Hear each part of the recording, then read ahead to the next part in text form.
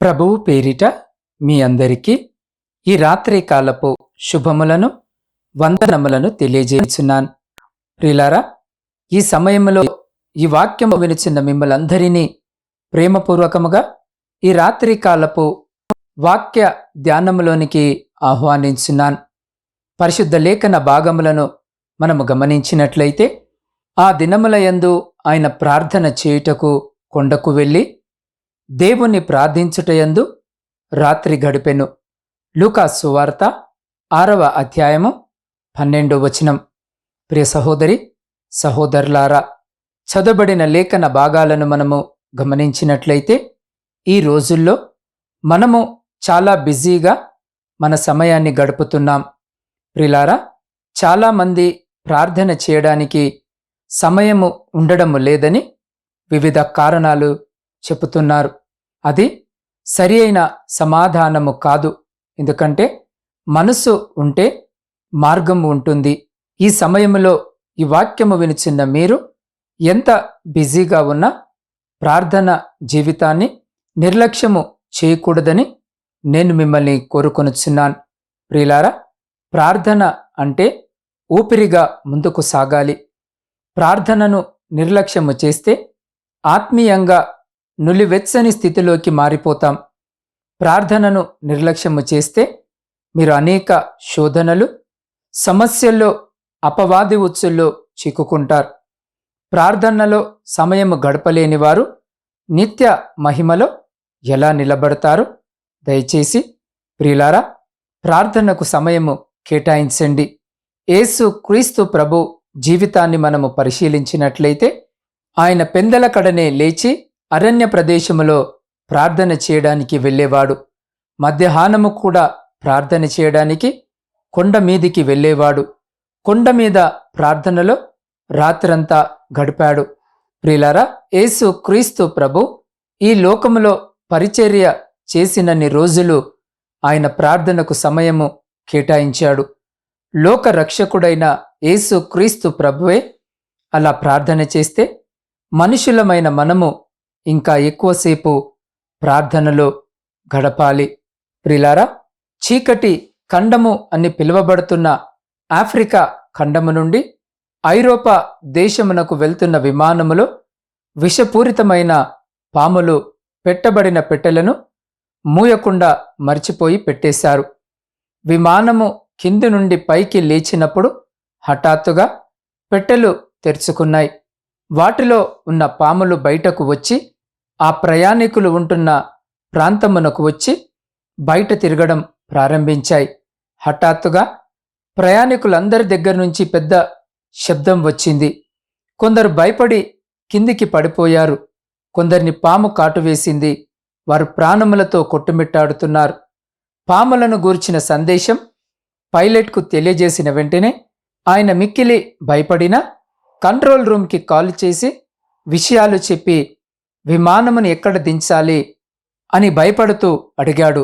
అందుకు కంట్రోల్ రూమ్లో ఉన్న వ్యక్తి తొందరపడి క్రిందకు దిగవద్దు అని చెప్పి, మీరు ఎంత ఎత్తులో ఎగురుతున్నారు అని అడిగారు.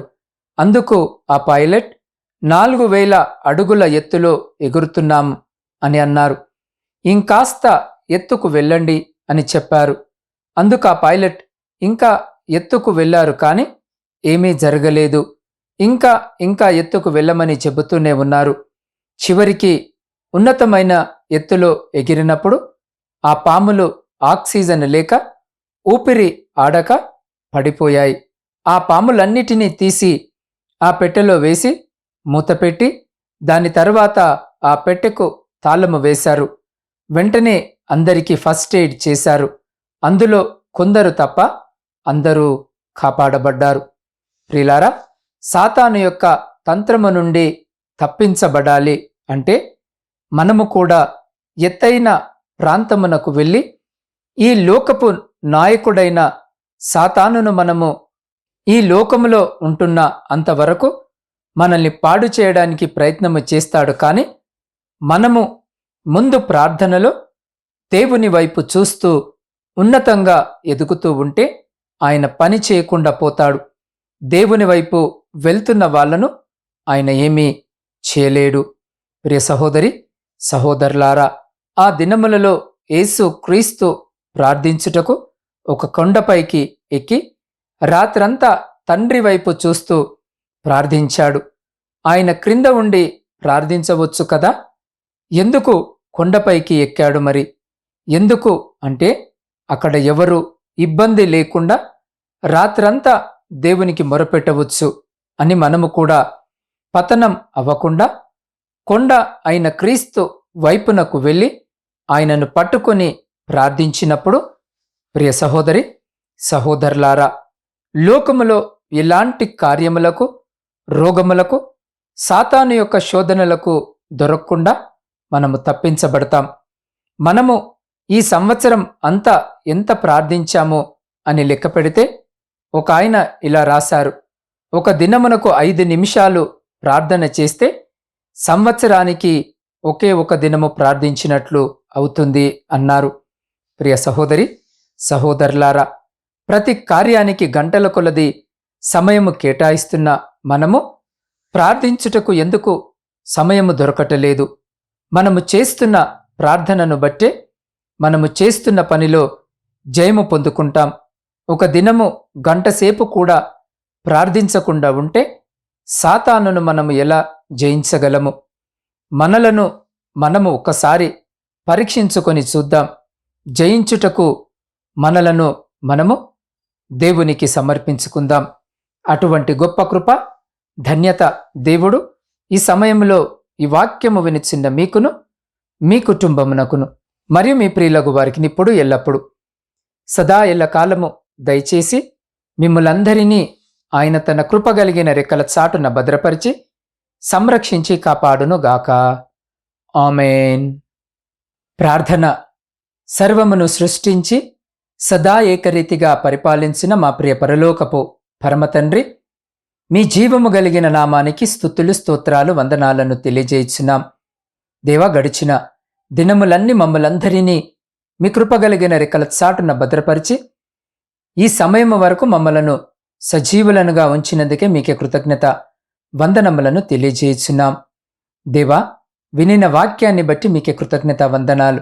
అయ్యా, మేమును మీ వాక్యానుసారముగా జీవిస్తూ మా జీవితంలో ప్రార్థన, వాక్య ధ్యానానికి అధిక సమయాన్ని కేటాయించేవారుగా ఉండుటకు మీ కృపను మాకు దయచేయమని వేడుకొనుచున్నాం.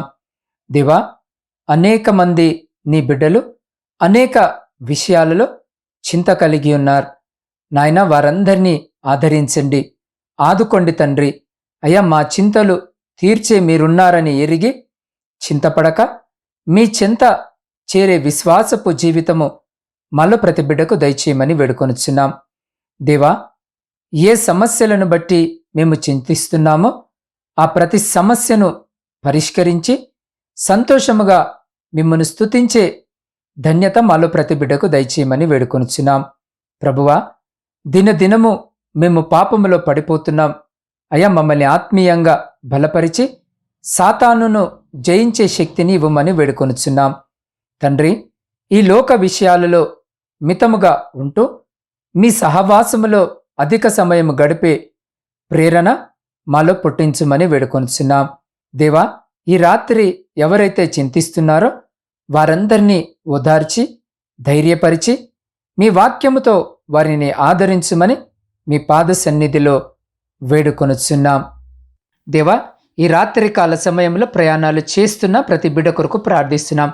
అయ్యా, బిడ్డల ప్రయాణంలో మీరు తోడుగా ఉండి చేరవలసిన గమ్యస్థానాలకు బిడ్డలను క్షేమముగాను సురక్షితముగాను చేర్చుమని వేడుకొనుచున్నాం. దేవా, ఈ సమయంలో శారీరక మానసిక బలహీనతలతో బాధపడుతున్న ప్రతి బిడ్డ కొరకు ప్రార్థిస్తున్నాం. దేవా, ఈ రాత్రి బిడ్డలందరినీ జ్ఞాపకము చేసుకుని మీ పరిశుద్ధమైన హస్తంతో బిడ్డలందరినీ ముట్టి సంపూర్ణ స్వస్థతను బిడ్డలకు దయచేయమని వేడుకొనుచున్నాం. దేవా, వ్యవసాయదారుల కొరకు ప్రార్థిస్తున్నాం. బిడ్డలందరినీ జ్ఞాపకము చేసుకోండి నాయన. అయ్యా, వారు చేస్తున్న పనిని ఆశీర్వదించి వారి సమస్తమును మీ కృపలో భద్రపరచుమని వేడుకొనుచున్నాం. దేవా, పరీక్షల కొరకు సిద్ధపడుతున్న బిడ్డలందరినీ మీ జ్ఞానము చేత నింపి ప్రతి పరీక్షలో విజయము పొందులాగన బిడ్డలను ఆశీర్వదించుమని వేడుకొనుచున్నాం.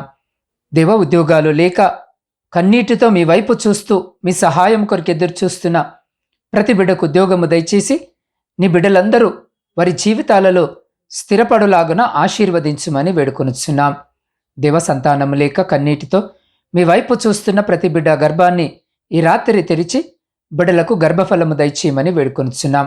అయా, ఆర్థిక సమస్యలు, అప్పుల భారముతో కృంగిన స్థితిలో మీ వైపు చూస్తున్న ప్రతి బిడ్డ జీవితంలో నుండి ప్రతి ఆర్థిక లేమిని కొట్టివేయమని వేడుకొనుచున్నాం. దేవ, కుటుంబ పోషణకై కుటుంబాలను వదిలి దూర దేశాలలో ఉద్యోగాలు చేసుకుంటున్న ప్రతి బిడ్డని జ్ఞాపకము చేసుకుని వారి కష్టార్జితాన్ని ఆశీర్వదించి వారిని, వారి కుటుంబాలను మీ కృపలో భద్రపరచండి.